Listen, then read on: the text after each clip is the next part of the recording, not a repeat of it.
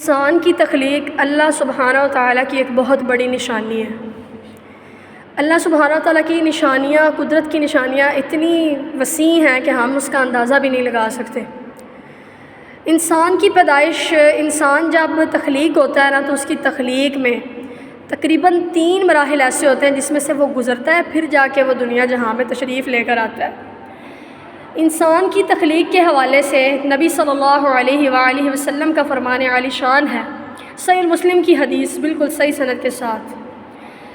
نبی صلی اللہ علیہ وآلہ وسلم فرماتے ہیں کہ جب ایک انسان کی تخلیق ہوتی ہے تو اللہ سبحانہ و تعالیٰ ایک فرشتے کو رحم پہ مقرر فرما دیتا ہے۔ جب وہ فرشتہ رحم پہ مقرر ہو جاتا ہے تو وہ فرشتہ سٹیپ بائی سٹیپ اللہ پاک سے سوال کرتا ہے، اللہ پاک کو بتاتا ہے یا اللہ اب یہ سچویشن ہے، اب یہ کنڈیشن ہے، اب یہ ہے۔ انسان کی ویسے تخلیق 3 مراحل میں ہوتی ہے۔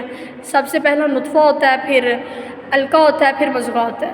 تو فرشتہ سب سے پہلے کہتا ہے کہ یا اللہ اب یہ نطفہ ہے، پھر کہتا ہے یا اللہ اب یہ علقہ ہے، پھر کہتا ہے یا اللہ اب یہ مضغہ ہے۔ پھر انسان کی تخلیق کا وقت آتا ہے تو فرشتہ اللہ سبحانہ و تعالیٰ سے پوچھتا ہے کہ یا اللہ یہ مرد ہو یا عورت، یا اللہ یہ خوش نصیب پیدا ہوگا یا بد نصیب، یا اللہ یہ اس کی عمر کتنی لمبی ہوگی، یا اللہ اس کا رزق کتنا ہوگا۔ اس طرح کر کے تمام چیزوں کی جو فیصلے ہیں وہ ماں کے پیٹ کے اندر ہی ہو چکے ہوتے ہیں۔ پھر ایک انسان جو ہے وہ مکمل تخلیق ہوتا ہے اور وہ دنیا میں آ جاتا ہے۔ نبی صلی اللہ علیہ وآلہ وسلم کا فرمان ہے، اس پہ شک کی تو کوئی گنجائش ہی نہیں۔ اس سے اندازہ لگائیں کہ اللہ سبحانہ تعالیٰ کی قدرت کی نشانیاں اتنی وسیع کہ ہم کیا سے کیا ہوتے ہیں اور ہماری تمام چیزوں کے فیصلے ہماری ماں کے پیٹ کے اندر ہو چکے ہوتے ہیں۔ اور یہ ایک ایسا تخلیق کا مرحلہ ہے جس کی کوئی آواز نہیں ہمیں باہر سنائی دے رہی ہوتی۔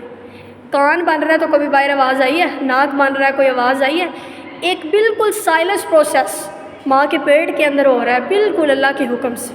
سبحان اللہ ثم سبحان اللہ۔